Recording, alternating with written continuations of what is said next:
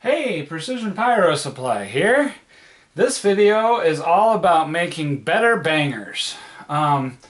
Not a day goes by that I don't have somebody asking me how to make bigger and louder and more flash to their bangs. I always recommend crackle bangers because it's a great daytime auditory signal. You get both the bang and the crackling, which is a very distinct sound. So, that said, one word on safety. I'm not going to belabor the point, but stay away from flash powder. Any of the traditional flash powders, whether it's chlorate, perchlorate, even some nitrates, those old flash powder, traditional flash powder, is not safe in 37 millimeter. You might get away with it once or twice, but sooner or later you're gonna basically have your launcher fall apart on you, and that can be dangerous. Now, you know, you have plenty of room to work with in your signals from what's allowed legally, but believe me, you do not want to go down the road of flash powder. Alright, so that said, making better bangers. Let's get down to it. So there's a couple concepts that I'm going to go over. I'm an explosives guy. I have a license and all that. And if you've done any training or worked with explosives and you've had good education, there are some things that affect the performance of a propellant or explosive. And one of the major factors is confinement. It's the same reason why if you burn black powder in the open, it's much different than when you confine it in a tube or another device. You get a much different result. And you can take things that are fairly slow burning, like smokeless powders, and get pretty amazing releases of energy just by increasing your confinement. That's the whole principle behind firearms and ballistics. You're getting that energy from the confinement of a chemical mixture in which it causes it to release its energy much, much quicker and more efficiently. So, confinement. Well, there's an easy solution. I sell many tube kits for different types of signals. I give information on demand.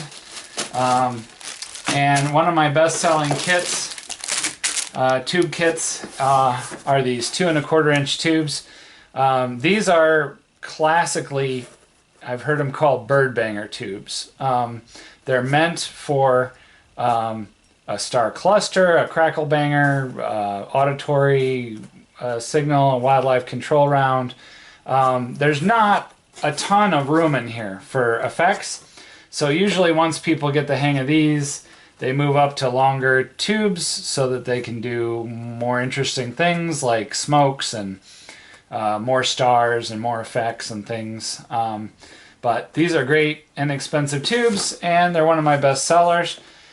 I use these for bangers, but if you really want to look for the most confinement, then you might want to think about a longer tube. And I have 3 inch, 4 inch, and 6 inch tubes. And the way you can make a longer tube work is if you happen to run across faster fuse. I will have a small supply of some of these faster fuses. I don't know how long it's going to last. There is a fuse shortage. There's been a fuse shortage for years now. But a quicker fuse allows you to make thicker end plugs. The tubes themselves already give you great confinement. The real weak point is when you have thin end plugs. You're going to get a louder bang the thicker your end plugs are, because of that confinement. And an easy way to do that is if you have a quicker fuse like these, And this one, for example, is about 18, 19 seconds a foot. With this one, I put a much thicker glue plug in there, and I get a better bang. So that's confinement. You're increasing your confinement. You're getting more out of your powders. Another thing to consider is what type of powder you're using and how to get high energy powders. For 37 millimeter reloading, I mean, we've got, you know, sort of a limited variety of options just for safety reasons. Traditional smokeless powders for cartridge reloading, firearm reloading, way too much energy there. It's not terribly safe unless your casing is designed for very, very small amounts.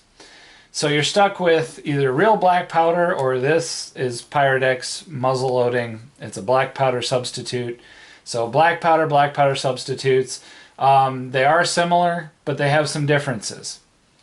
In my testing, black powder, especially really fine grained black powder, tends to give a better bang report. Probably the next one after that would be 777, and then after that would come your Pyrodex. But they all make a bang, and if you confine them well, if you increase your confinement, it doesn't matter what powder you're using, you'll get a better bang if you have more confinement. Also note that all these powders are a little bit different, and you got to sort of dial it in.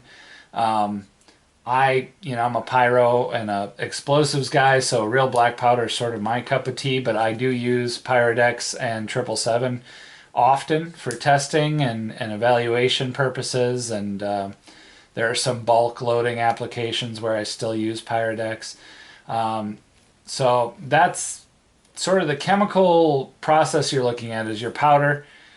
Now, one thing I have come across as an explosives guy is there are ways to catalyze your powder. And when I'm talking about catalyzing your powder, what I mean is adding a substance to increase the heat of the reaction so the reaction goes faster, and with a faster reaction you're getting more of a crack instead of a boom. So your bang is going to be a sharper bang, and that's really desirable. And one way to do that is to add some Micron aluminum powder. It's often called dark aluminum, flake aluminum, pyrotechnic aluminum.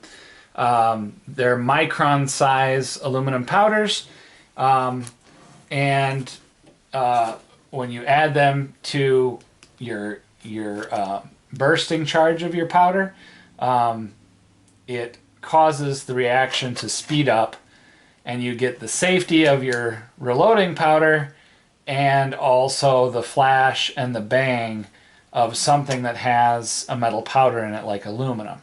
Stay away from magnesium or pretty much any other metal powder, because they will react and foul and do nasty things. I have experience with dark aluminum, pyrotechnic aluminum powders. I sell the proper type as a catalyst mixture. If you don't know what you're doing, I suggest you get a tub of my burn rate catalyst. If you are familiar with pyrotechnic aluminums, you can get your own. Once you do that, there is a balance between your powder and your aluminum, and too much aluminum and it burns slow, and too little aluminum and you can't really tell an effect. Usually it's about 10 to 20% by volume, pretty similar by weight. So that'll help get more of a crack or of a sharper bang as well. So confinement, chemical, and heat. And your aluminum allows you to catalyze for heat. Everyone asks about a louder bang, and you can certainly get a louder bang. Just to recap, stay away from flash powders, please. you can see some pretty horrific accidents associated with flash powder, and launching 37 millimeter with flash powder is a ticking time bomb. You know, it's not good.